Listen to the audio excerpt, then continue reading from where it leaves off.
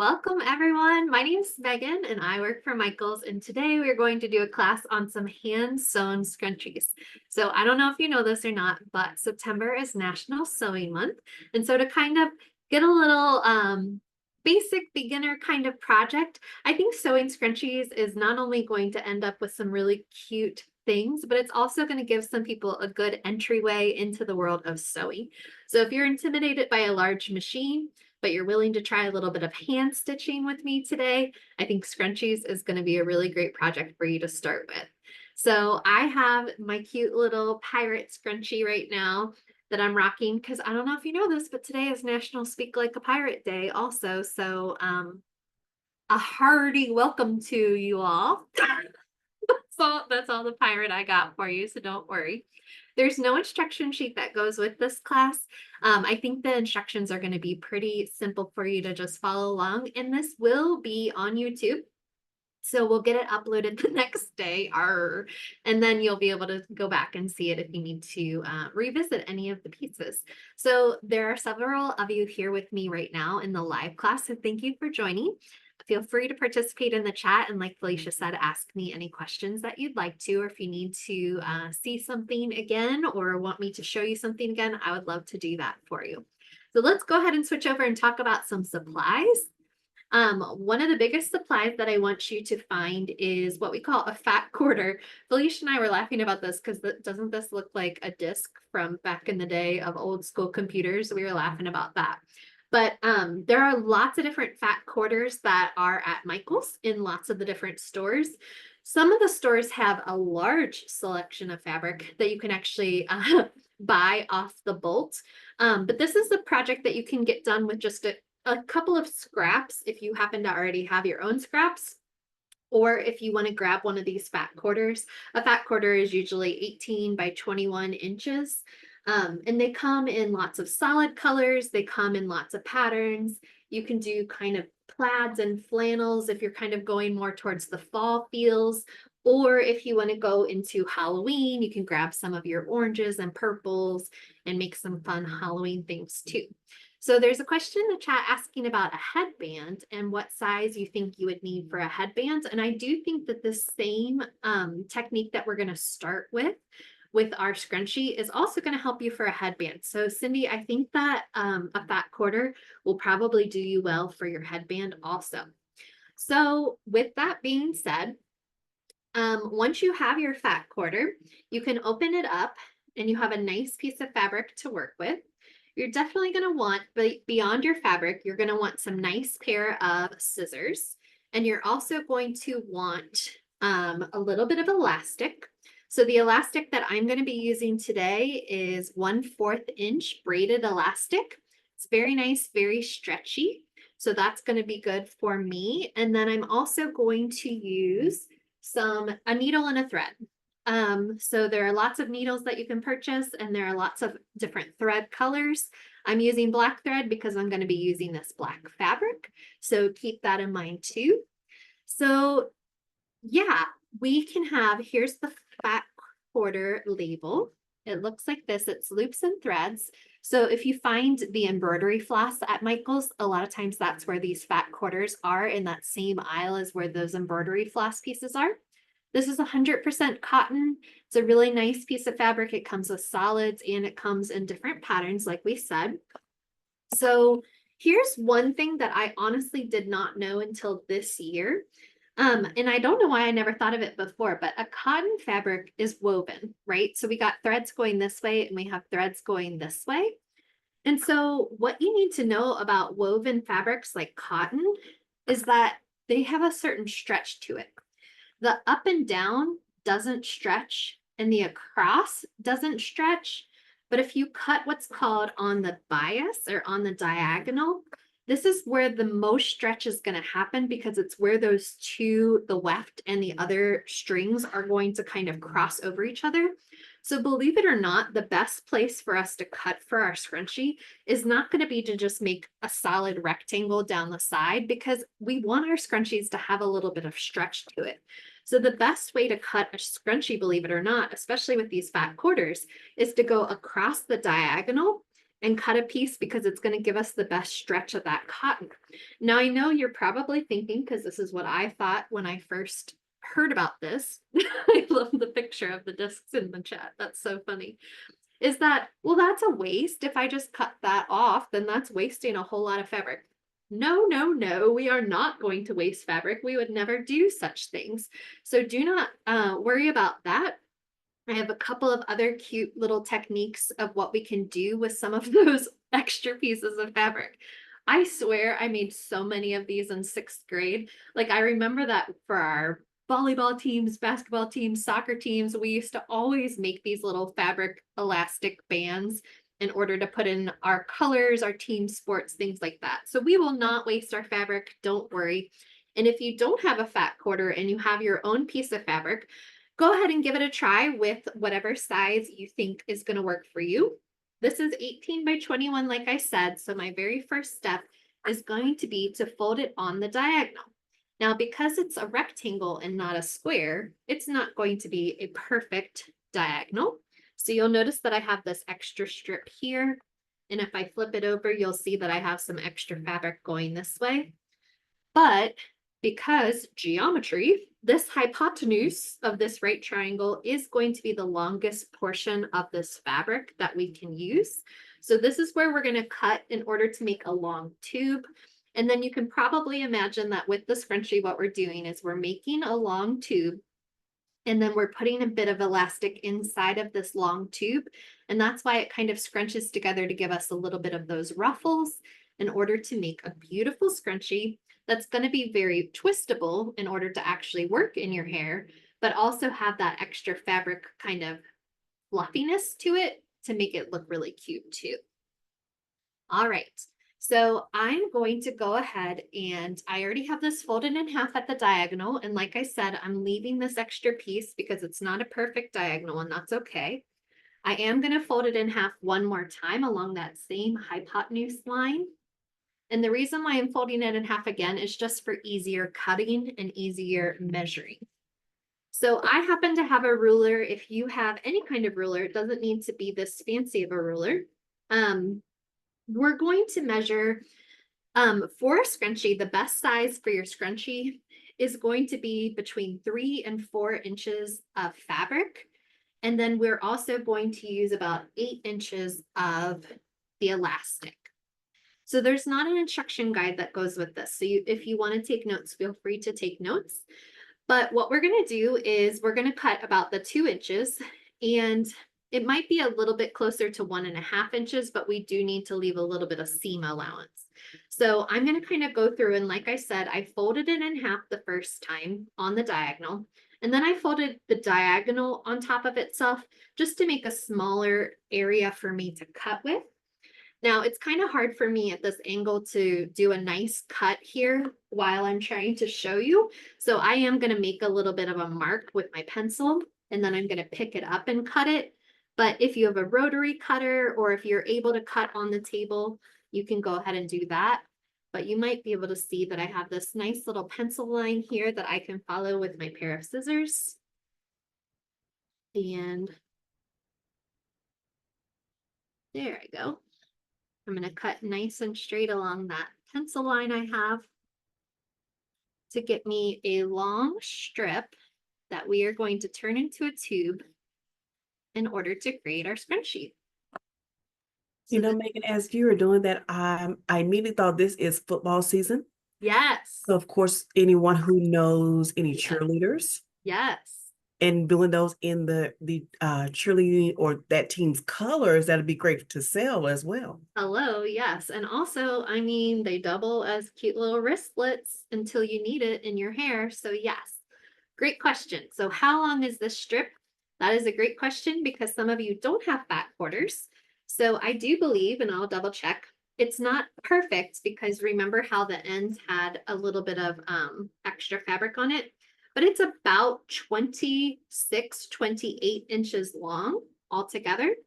And then it's about 2 inches thick, but it is folded in half. So it's technically 4 inches wide by about 28 inches long is the strip that I'm going to be using.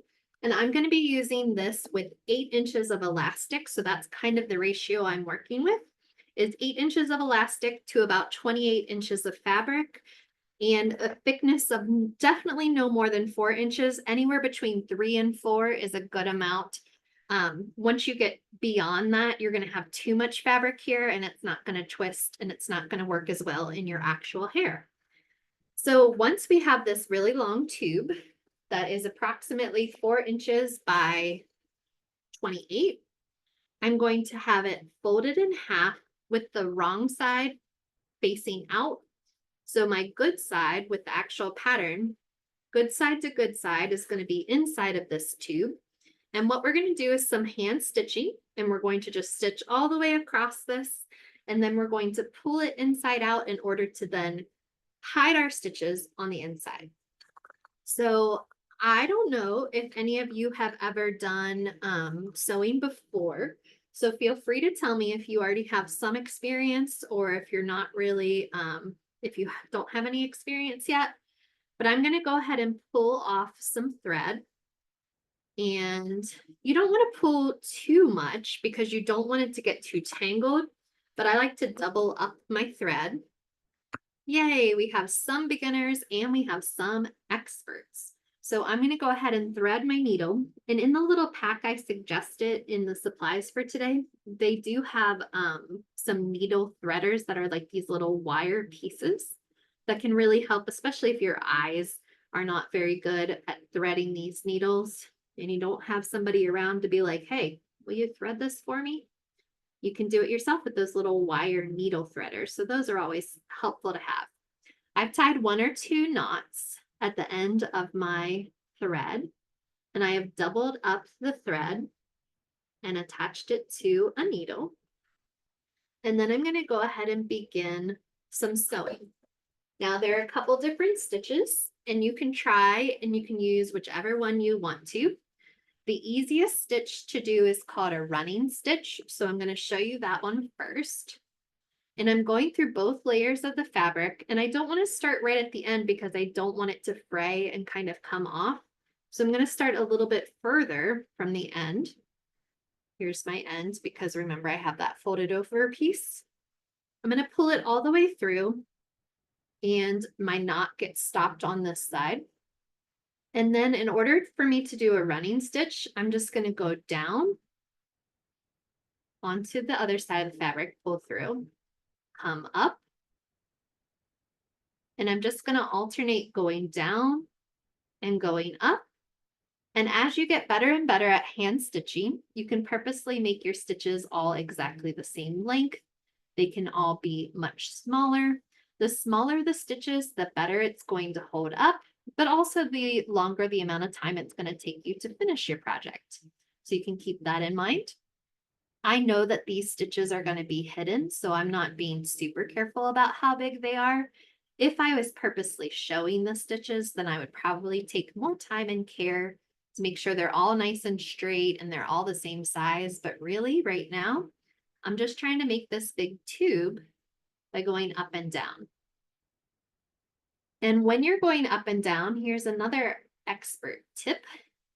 When you start getting pretty good at that, if you use a longer needle, you can also do some of your up, down, all in one needle.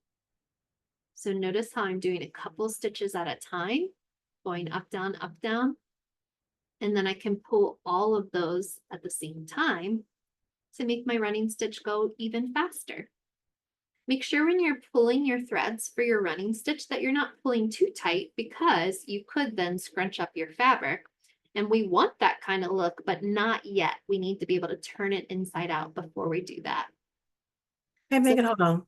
Sure, Just go so for it. everyone would know, all mics are muted. So definitely if you have any questions or if you get behind, just know that you can put those questions in the chat. And also this class is being recorded. Unfortunately, the mics will not be unmuted in order for you to ask your questions. Yep. So if you can ask them in writing, that would be helpful. And I'll definitely keep watching and see if I can answer any of your questions. But I am going to use this running stitch to go. Now I did tell you there were some other options. And some of the other options are something called a whip stitch and also a blanket stitch. So a whip stitch, and it doesn't really matter because again, all of these are going to be hidden inside. So I can switch stitches and it won't really matter to anyone seeing my scrunchie. But what a whip stitch does that's different than the running stitch is a whip stitch is going to keep going around and around and around. It's literally whipping around and connecting those two pieces of fabric. So a whip stitch is always going to come up from the bottom. And then it's always going to come up from the bottom. And it's always going to come up from the bottom. And so it doesn't go up, down. It always comes up from the bottom. And what a whip stitch does too, if I pulled it tight, is it kind of pulls this together on the side also. So you can decide if you want to use a running stitch or if you'd like to use a whip stitch. And a blanket stitch that I also mentioned is very similar to the whip stitch. You're always coming from the bottom up. The only difference is that I'm going to put my thread over my needle before I pull.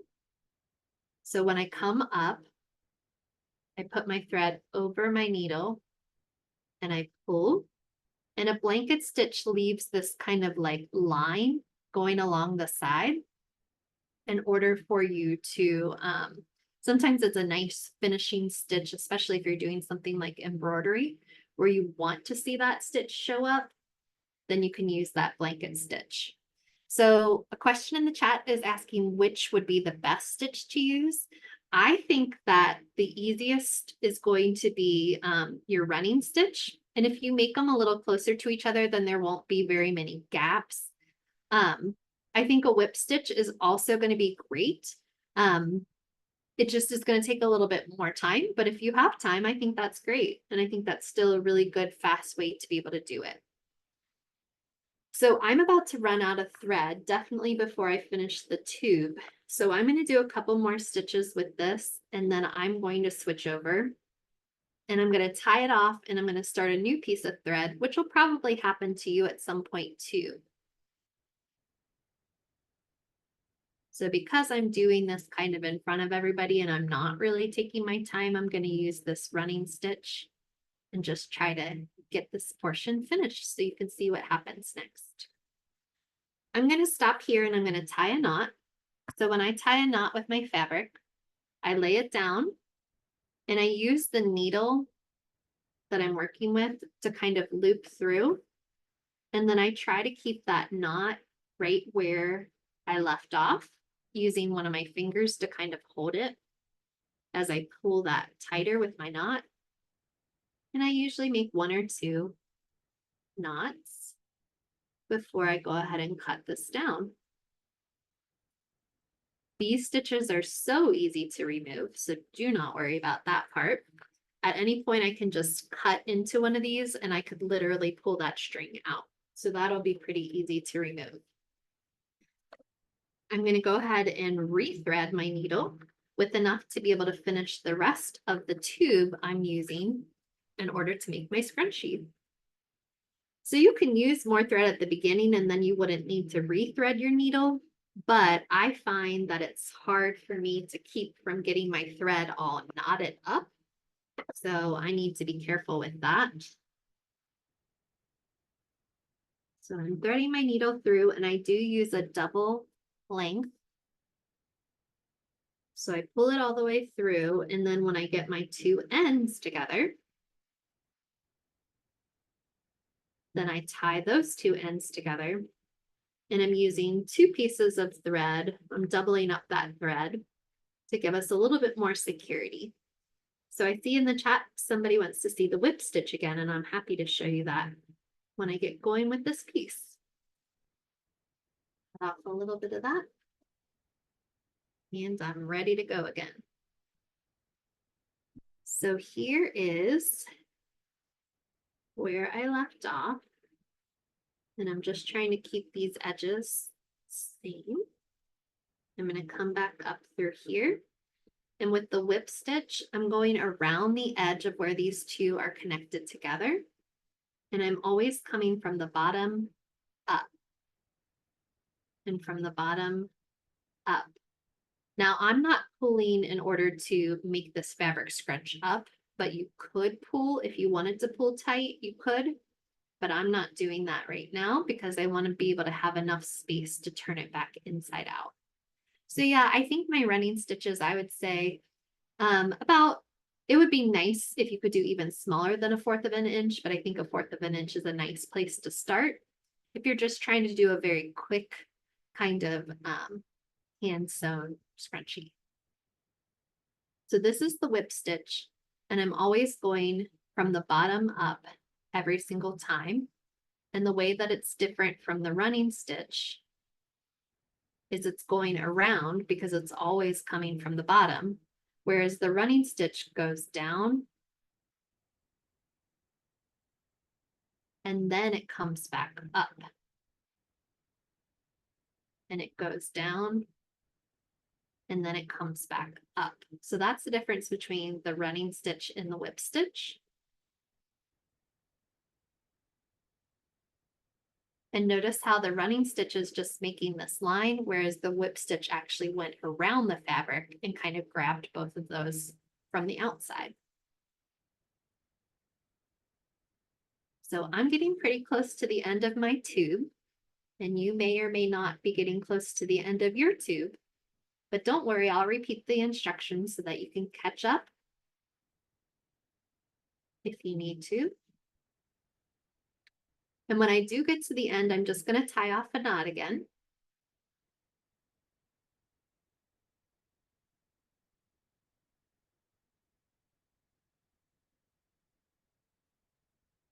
So here I'm going to stop because that's where my fabric kind of stops.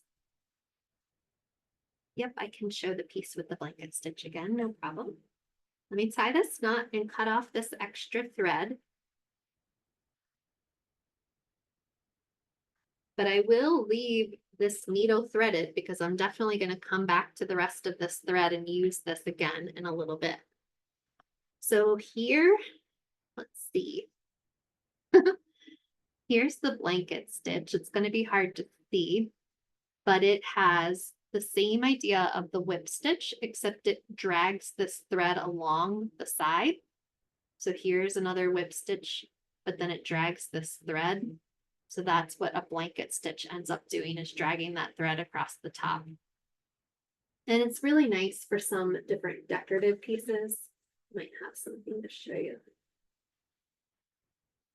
Maybe. Last week I was doing an embroidery class and we used some of these stitches in embroidery too.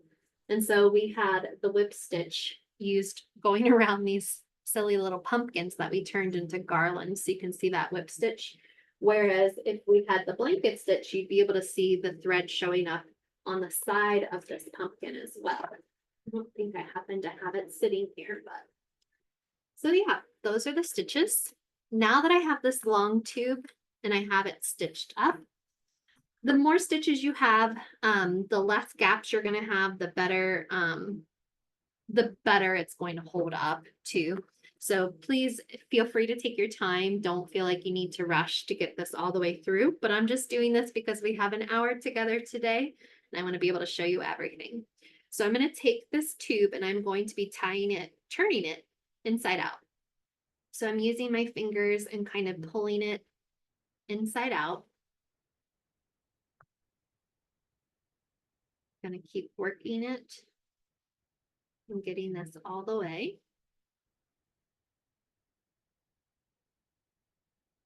And it's cute already. I love this fabric. It's so cute.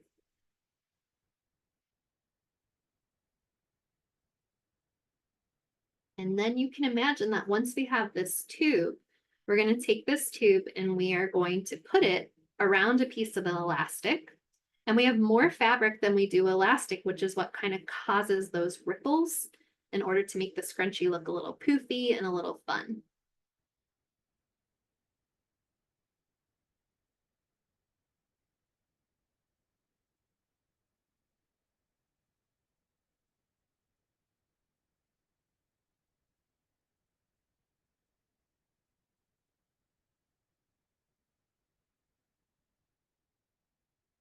It's like finding the drawstring in your jogging pants. It's a fun game. All right. And the closer your stitches are to each other, the less you're going to have that actually shows. So you can always, if you feel like your stitches are too big, you can always go back to the step before and add in another row of stitches. So maybe if you do the running stitch, then go back and do the whip stitch. And then you can kind of close up any of those gaps that you might be worried about. So I have a nice tube of fabric. And I think somebody asked at the very beginning that about headbands. So at this point, if you have a headband, just slide this onto a headband, and then you're just going to want to find a way to kind of tie this off at the bottom, cut it down, and maybe do a couple stitches here. And you can make one of those really nice fabric headbands. So we're already at a good spot to make a headband, and we're going to keep going in order to make a scrunchie. So if you have thicker elastic than the 1/4, it will work. But if you have like a 1-inch thick elastic, it's just hard to turn it over top of itself. So when you put it around your wrist or around your hair, it's going to be harder to like fold, and it's not going to give you as much movement. So I do think that this 1/4 braided elastic is probably going to be your best bet, but you can try it with the thicker one for sure.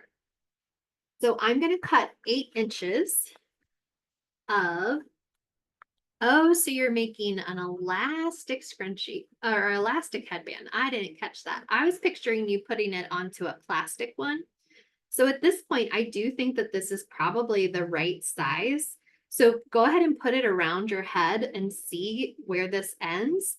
And then you can do exactly what we're doing, but your elastic should be this size instead of 8 inches. And then you'll be able to make that fabric headband. And it might be cool to kind of leave these, tie this in a knot down here, and you can still have enough stretch to be able to kind of pull that over. I love that idea. I didn't even think of that. All right, I'm cutting 8 inches of my 1/4 inch elastic. And then at this point, where I have my seams is kind of going to be on the inside. And I'm making this little tube, and yes, I have these overlaps, and I can cut these down now or later, but I am going to connect those together. And then I am going to need to put this piece of elastic inside of here. So obviously the elastic is smaller than the tube, so that's why it scrunches up, hence the scrunchie. So some people do this part with a safety pin. So instead of my finger doing the scrunching right now and holding onto it, you could go ahead and on one side hold onto it, and on the other side thread a safety pin through this in order to get to the other side. And once I get this to the other side, the goal is to connect the 2 pieces of elastic. And then we will go back and connect the fabric. So the goal is to get elastic to elastic and kind of not worry about this part quite yet. And you will need a little bit of thread. Luckily, I still have my piece of thread already on my needle. I don't want to lose this elastic, so I kind of want to put something down on it so it doesn't hide in there. I think I'm going to be safe. And I'm going to tie a knot at the end of my thread.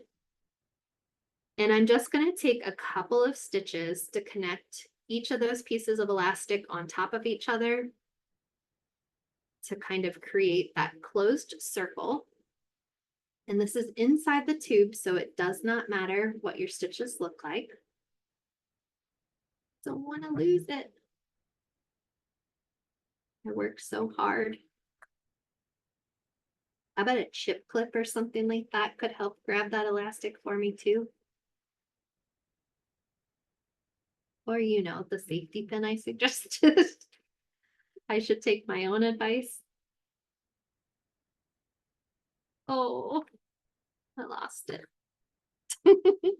I hope you're having better luck than I am right now. I blame the pirates. All right, now I can't lose this side. I'm just a mess, man.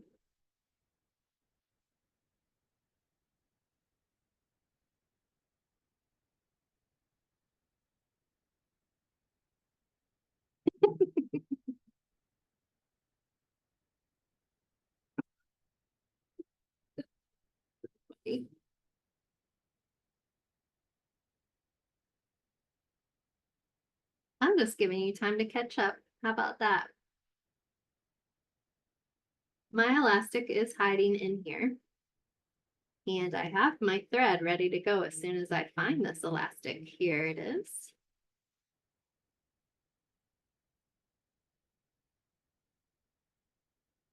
And I think it's here on this side too.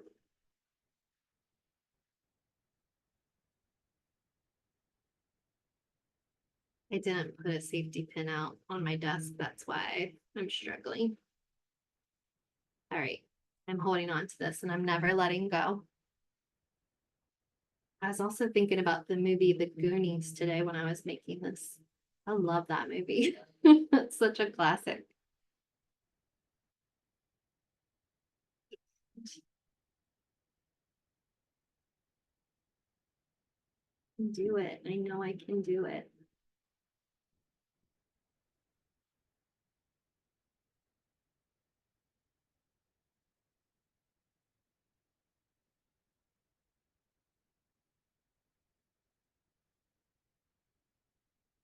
Okay.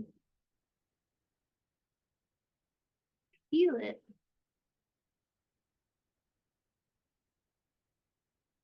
Yay, somebody else knows the Goonies.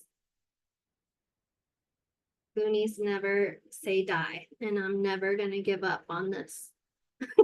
Okay, I have a new idea. Since I don't have my safety pin, I'm going to use my needle to attach the elastic on this side, so I'm definitely not gonna lose it this time. And then I'm gonna go through the little scrunchie, and I'm going to find that elastic, and I am going to get it through this time. There it is. There it is. Here we go. Aha. Woo. That was a workout. All right, now that I have these two pieces of elastic, I'm going to overlap them, not even a full inch, I would say about a half of an inch, and just put the elastic on top of each other. And I'm just going to do a couple of stitches through. This is why you need that woven elastic, because otherwise it would just fray when I would try and cut this apart and stitch it together. So the goal right now is to connect those two pieces of elastic together with a couple of stitches. Managed to get my thread a bit tangly, but now I believe it's under control. So it's kind of the whip stitch. You can use whip stitch, running stitch. Just basically keep getting your thread up and down a couple of times to make sure that that elastic can stay together and can withhold you putting it, wrapping it around your hands, your hair, twisting it so that it's not going to come undone. And then we really only have one more step left on our scrunchie process. And that is to go ahead and finish up those edges to be able to connect those together and see our final scrunchie reveal. So now I'm going to tie off a knot. So I overlap the elastic about a half of an inch, about this much. And I put them directly on top of each other. I don't like to put them like butt them to each other and try and do that because that puts too much pressure on your stitches. So I like to overlap them in order to give it extra strength right there rather than having less strength by kind of connecting the elastic and just putting them right next to each other. All right, I have tied a few knots and now I'm ready to cut this. And I'm ready to deal with the business of finishing up. So I have all this beautiful tube of fabric onto my scrunchie, and then I have these two unfinished ends. So you have a couple options. You can, if you want to, sew these ends like this and then have those little tails. So if you want to do a scrunchie that kind of has like a little bit of a bow action to it with a little bit of tail, you can leave these exactly how they are and then just stitch up the sides in order to make them look a little bit more finished. What I'm going to do is I'm going to kind of tuck them into each other, and I'm going to stitch them together and try and hide my stitches as best I can. So I'm tucking this side into this side of the tube, and then I'm going to cut this side of the tube down.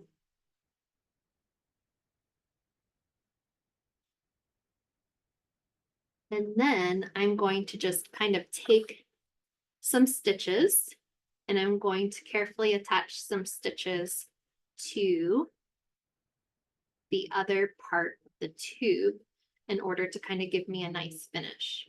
So I'm going to try and keep all of my finish towards the center so that the outside of the scrunchie can still be kind of fluffy. So I'm going to take these ends, and I like to sort of tuck them under each other to kind of like double them over. So I tucked it and then kind of folded it together so that I can do a couple less stitches. I need a knot at the end of my thread. And I'm just going to do a couple stitches to attach the two portions of the tube together. And then we are going to have an adorable pirate Halloween scrunchie. And we can talk some more about some other ways to use the rest of your fat quarter.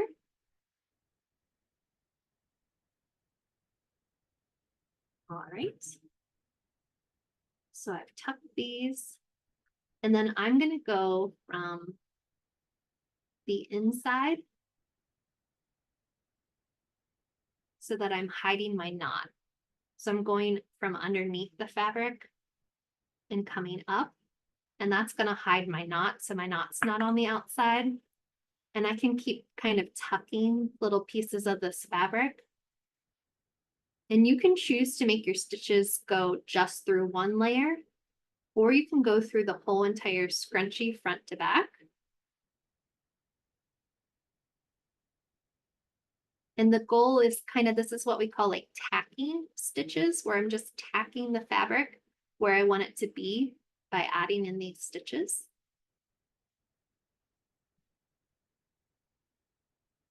And you can tuck it.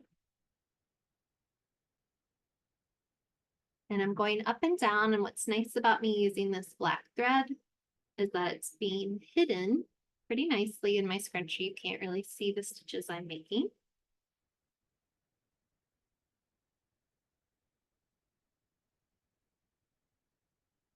And I'm just going to do one or two more.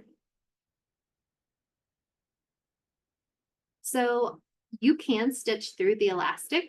I'm trying to avoid it, but it would not be a bad thing if you did stitch through the elastic. That would be okay. And I'm ready for some knots.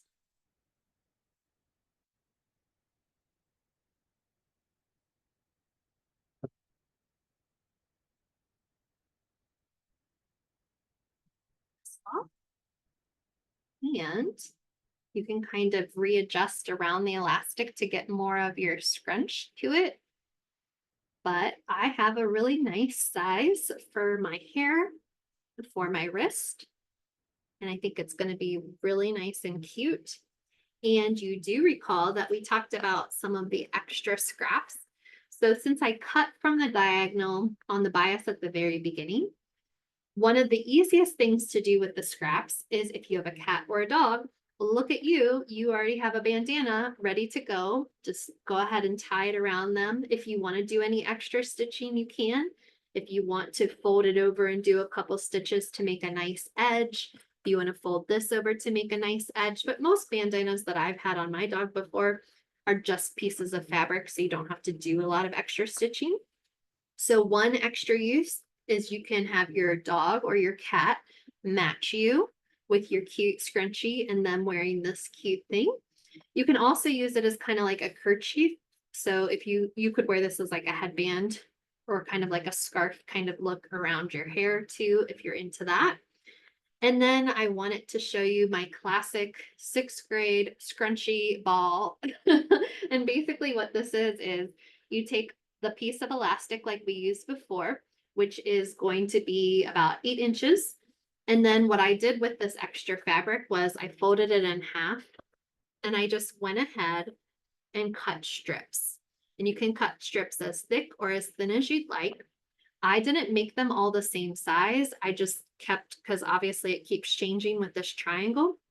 But then at the end, I kind of pulled them all to one side and gave it a little bit of a haircut at the end so that they looked similar in size. Now these will fray and these will last forever. They will start to fray and do different things, but they're still really good for an occasion, especially just to have something really fancy. Also good for Halloween costumes and different things that you might need to add some extra fun for that.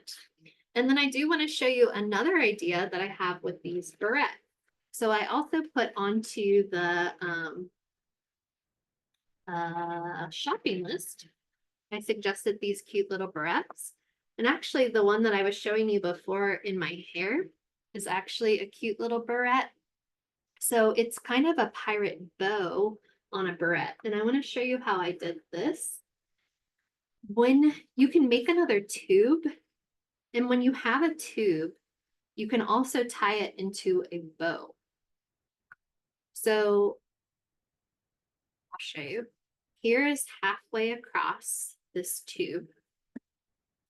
And when I'm making a bow, I'm crossing an amount, and I'm crossing that same amount over here. And you're trying to match the angle. It kind of looks like the collar of a t-shirt. You're trying to match the angle and the size of those loops. And then you scrunch them together. And that's how you make a bow. And then if I have another piece of this checked fabric, which I do, once you scrunch it like this, you take another piece of fabric and run it around the middle.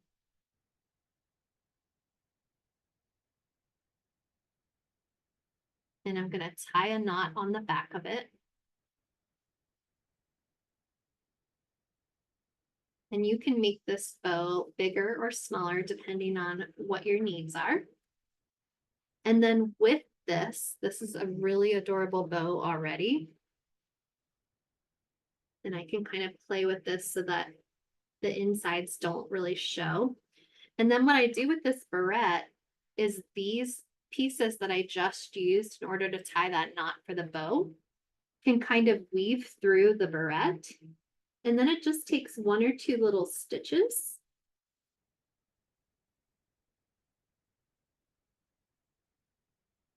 So I just wove these through the barrette, and I can cut these down and just do a couple of little stitches on each side. And then I'll have that cute bow attached to the barrette. And then I might want to go ahead and cut these tails down just a little bit so that they're both going the same direction and have a nicer finish to the tails of the bow. And then I would cut these down after I've decided exactly where it is. And like I said, I kind of wrapped these around the barrette. And what's cool about the barrette is it has these little circles at the end of the barrette that are great for running stitches through to be able to attach your bow to that barrette by going through those holes with a couple of stitches. So making a sweet little bow using that same method we did. So this is a much smaller tube. I used probably only 2 inches and folded it in half to make a 1-inch tube. And then put the little bow on top of each other and tied a couple. You can see some of those stitches attaching through that circle to hold the bow to the barrette. Another barrette idea that I came up with some of my extra scraps is, again, take from your extra scrap, you can go ahead and cut yourself another diagonal line, make another little tube. And then I even used the cardboard that came with my fat quarter. You might notice I'm about to switch scissors because anyone who works with fabric scissors know that you should not cut paper with your fabric scissors because it's going to dull them. So people would be horrified if I did that. And this is just a little piece of cardboard. And so what I can do with this little piece of cardboard is I can make another little tube of fabric. And the tube, instead of sliding onto the elastic, the tube can slide onto this piece of cardboard. And you can make more than enough fabric to go over the cardboard so that you get a little bit of that scrunch and you get a little bit of that extra texture. And then again, I'm just closing off with some stitches. So you can probably see some of my purple stitches going through here in order to connect the fabric to the barrette. So I'm curious if anyone at home, we have about 10 minutes. If you want me to go further with any of these scrap ideas, I can show you a little bit more on any of those. Or if you have any questions going back to the original scrunchie and how we did that, I'd love to answer any of those questions you might have too. I don't think I went all the way through with this one, but I did want to show you that if you want to make something similar to this, you can take any of those extra scraps. Like if I have this extra triangle, I'm just going to cut about 1-inch strips. And because of the kind of messy look to it, and that's kind of how it's supposed to look, I'm not taking a bunch of time. If you have a rotary cutter and you want to do a really good job of cutting these, you can. But I'm just making strips. And then after I have the strips, you can take an elastic band from a piece of elastic that you already like. So if you have something that you hold your hair up with that you already like, you can use that. Or you can go ahead and cut yourself another 8 inches and overlap this with a couple of stitches. And then all you're going to do with these pieces is you're going to literally tie them on. So unless there are other questions, I'm going to keep kind of going in this direction. But let me know if you have other questions or if you want to see one of the other things through. There was a question that came in to me asking, can you repeat the bandana again? Sure. So the bandana is going to be super easy because after you've cut your fat quarter on the diagonal, you have a perfect size for a bandana. So literally you do not have to stitch anything and you can just go ahead and wrap this around and tie this around. If you want it to, what I would suggest is to maybe fold it over just here at the top about 1 inch, and you could do a nice running stitch along there just to give it a more finished feel. But you don't have to add any extra stitching. You can really just tie the bandana as is. And I think that would be really cute with this extra fabric. So then going back to kind of making these strips to make these cute little pom-pom kind of hair ties with your school colors, team colors. I'm going to take, I would take the time to do white thread, but because we're running out of time, I'm going to just use what I already have my needle threaded with. And this is what happened on the inside of the scrunchie too. I'm overlapping about 1/2 of an inch and combining those together. And then I'm just going to do some nice stitches up and down and up and down in order to give this some security so that it doesn't come apart. Yeah, Felicia put in the chat that tomorrow we are going to be doing a no-sew project. And I'm going to be showing people how to make a rainbow costume using a bunch of ribbons. So if you're frustrated with sewing, tomorrow's no-sew costume is going to use something called fabric fuse, which is like an adhesive, and you don't even need to iron it. It really just is ready to go and attach 2 pieces of fabric together using adhesive rather than using stitches.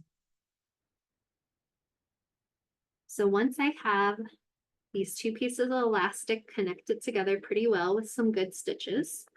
I'm tying a knot and I'm going to cut off the thread.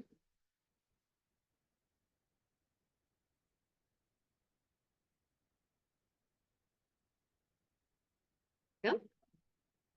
And then I'm going to take my various strips, and this seems way long enough to make 2 strips out of. And I'm literally just going to tie these strips into knots. So an overhand knot.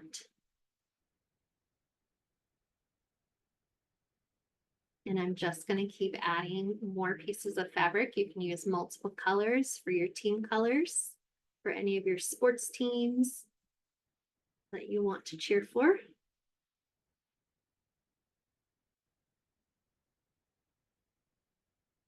Here we go. And you're just going to keep cutting down those extra scraps into these strips and just keep tying these strips. And you'll have more than enough of the fabric strips to be able to make probably 2 of these types of scrunchies with the remaining bits of your fat quarter. So there you have it. That's how you do that. And feel free to trim these down if you want to at the end in order to kind of make them a little bit more of the same length. All right, so thank you for coming today. I really had fun making these cute scrunchies. I hope that you're able to make some. If you want to share them with us on Instagram, our Instagram is Learn with Michaels. So you can tag us at Learn with Michaels or use our hashtag Learn with Michaels. Also, go ahead and follow if you haven't already so that you can learn about all the different classes that we have. I, Megan, teach classes on Thursdays and Fridays, so feel free to join me tomorrow so that we can make our rainbow costume. Where did it go? Where I'm just gonna, it's a quick, easy project where you can just put some ribbons together in order to make yourself into a rainbow, which I think would be a really fun Halloween costume that's pretty easy and inexpensive to do. So feel free to join me tomorrow, and if not, I hope to see you again crafting soon. Bye, see ya.